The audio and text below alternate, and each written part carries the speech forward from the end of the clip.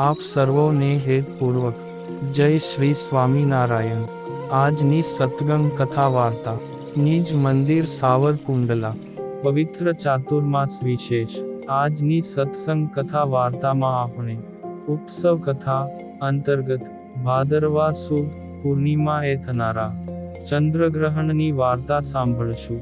આ વર્ષે તારીખ 7 સપ્ટેમ્બર 2025 ને રવિવારે ચંદ્રગ્રહણ થાય છે, જેનો વેધ સવારે 11 વાગે ને 58 મિનિટે શરૂ થશે અને સ્પર્શ સાંજે 8 વાગે ને 58 મિનિટે, મધ્ય રાત્રે 11 વાગે ને 41 મિનિટે અને તેનો મોક્ષ વહેલી સવારે 2 વાગે ને 25 મિનિટે થશે। ચંદ્રગ્રહણના સૂતક દરમિયાન કોઈ પણ પૂજા થતી નથી, મંદિરો બંધ રહે છે।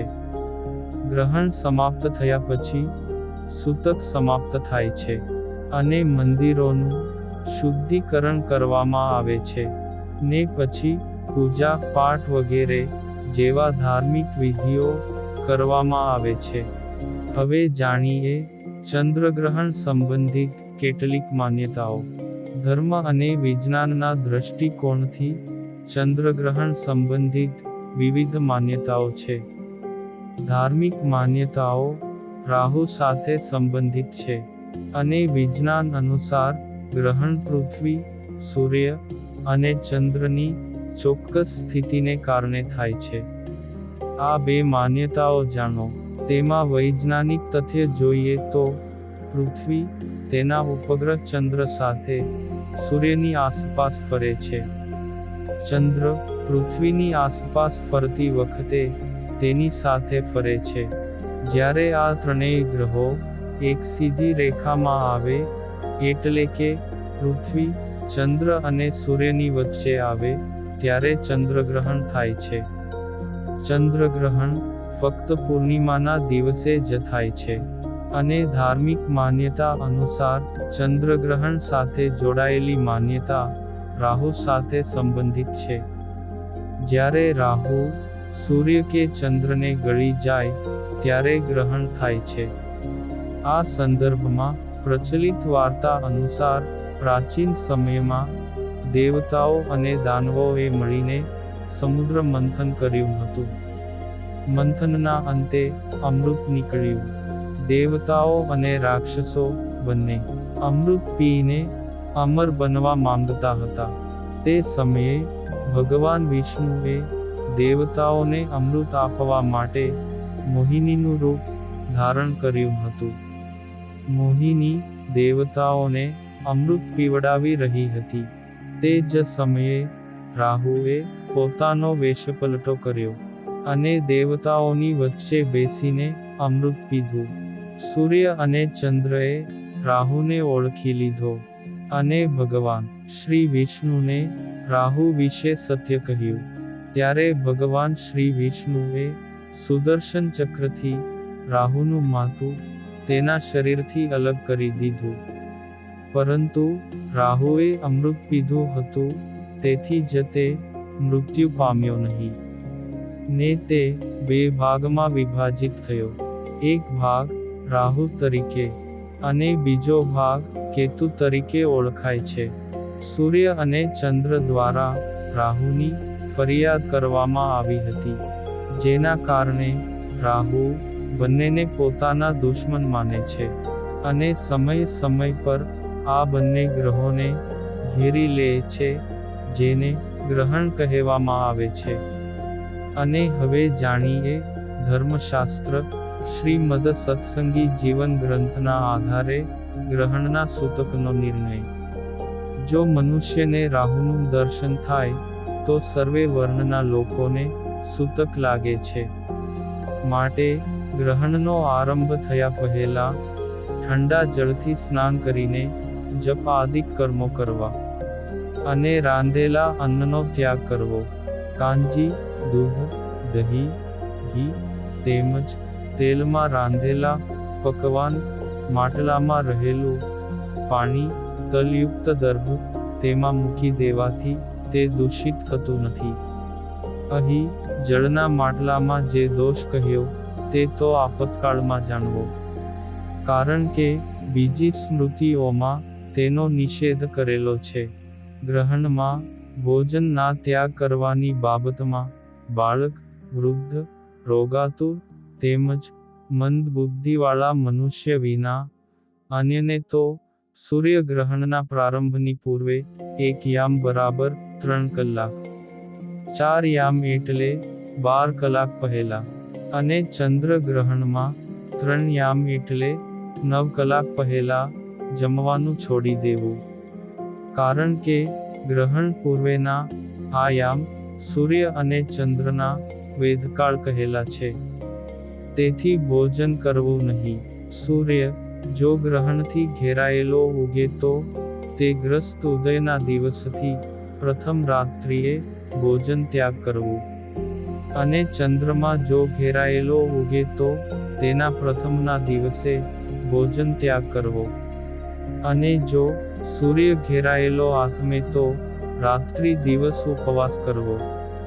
અને બીજે દિવસે સૂર્ય દર્શન કર્યા બાદ ભોજન ગ્રહણ કરવું.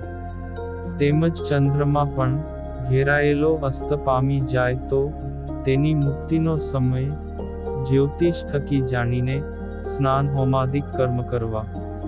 ને સાંજે ફરીથી ચંદ્રોદય થાય ત્યારે ભોજન કરવું. સૂર્ય અને ચંદ્રના ગ્રહણ પ્રારંભ પહેલા 1 યામ એટલે 3 કલાક પહેલા પૂર્વોક્ત બાળક, વૃદ્ધ અને રોગાતુર આદિકને ભોજન છોડી દેવું એ નિશ્ચિત છે.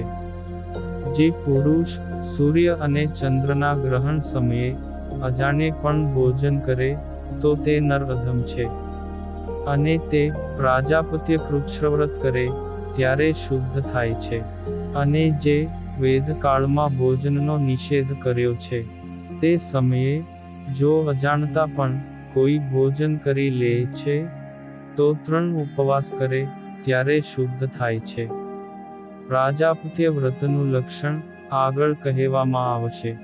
જો રવિવારે સૂર્યગ્રહણ અને સોમવારે ચંદ્રગ્રહણ હોય અને તે સમયે જો ચૂડામણી નામનો પ્રસિદ્ધ યોગ હોય તો આ યોગ અત્યંત પુણ્યની વૃદ્ધિ કરનારો બને છે.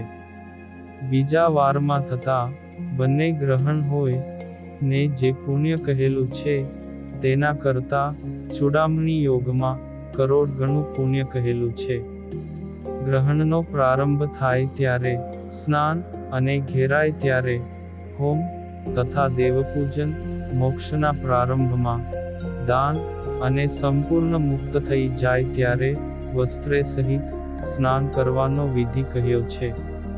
ગ્રહણનું સૂતક છૂટ્યા પછી જે પુરુષો સ્નાન કરતા નથી તે જ્યાં સુધી બીજું ગ્રહણ થાય ત્યાં સુધી સૂતકી રહે છે. અને તેને ગ્રહણથી ઘેરાયેલા જાણવા. સ્નાન કરતી વખતે ઉષ્ણ જળ કરતા ઠંડા જળને વધારે પવિત્ર કહ્યું છે. બીજાએ લાવેલા જળ કરતા પોતે લાવેલા જળથી સ્નાન કરવું તે વધારે પુણ્યકારી છે. કૂવાના જળથી સ્નાન કરવા કરતા તળાવનું જળ વધારે પુણ્યદાયી છે.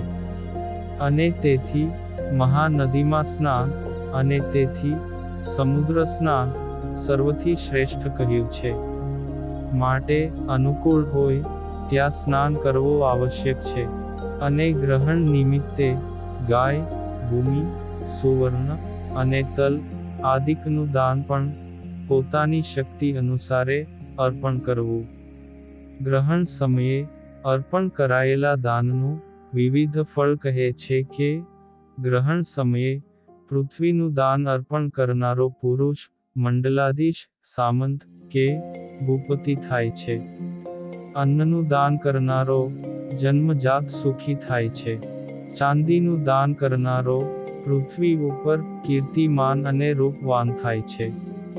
દીપનું દાન કરનારો નિર્મળ નેત્રો વાળો થાય છે. ગાયનું દાન કરનારો સ્વર્ગલોકનો ભોગતા બને છે. સુવર્ણનું દાન કરનારો દીર્ઘાયુષ્ય વાળો થાય છે. તલનું દાન કરનારો સ્વર્ગમાં ઊંચા મહેલને પ્રાપ્ત કરનારો થાય છે. વસ્ત્રનું દાન કરનારો ચંદ્રલોકનો ભોગતા થાય છે. ઘોડાનું દાન કરનારો સ્વર્ગમાં દિવ્ય વિમાનમાં ફરનારો થાય છે.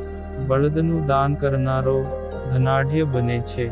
પાલખીનું તથા સુંદર પલંગનું દાન કરનારાને સુંદર અને ગુણવાન પત્ની પ્રાપ્ત થાય છે. તેથી પોતપોતાની શક્તિ પ્રમાણે ને શ્રદ્ધા પ્રમાણે દાન આપવું જોઈએ. જે પુરુષો શ્રદ્ધાથી દાન સ્વીકારે અને જે અર્પણ કરે તે બંને સ્વર્ગના ભોગતા બને છે. જો શ્રદ્ધાપૂર્વક દાન ગ્રહણ કરવામાં કે આપવામાં ન આવે તો તે દાન નિષ્ફળ થાય છે. જે પુરુષો ચંદ્ર અને સૂર્યના ગ્રહણમાં વિધિપૂર્વક શ્રાદ્ધ કરે છે તે પુરુષે નિશ્ચય પૃથ્વીનું દાન અર્પણ કર્યા તુલ્ય થાય છે. ચંદ્રના ગ્રહણમાં રાત્રે શ્રાદ્ધ કરવામાં આવે તો પણ દોષ લાગતો નથી. ગ્રહણ સંબંધી સૂતક હોવા છતાં શ્રાદ્ધ આદિ ક્રિયા કરવાનું વિધાન છે. આ લોકમાં જે પુરુષો આ સદાચારનું ભગવાન શ્રી વિષ્ણુ ભક્તિની સાથે નિરંતર આચરણ કરશે તે પુરુષો અતિ શુદ્ધ અને નિષ્કલંક કીર્તિને પામી દેહને અંતે અવશ્ય ભગવદ ધામને પામશે. આમ આપણે ગ્રહણ સંબંધિત કથા વાર્તા યથાયોગ્ય સાંભળી અને હવે પછીની કથા વાર્તા આપણે આગળના ભાગમાં સાંભળશું. અત્યારે આપ સર્વોને ભાવથી જય શ્રી સ્વામિનારાયણ.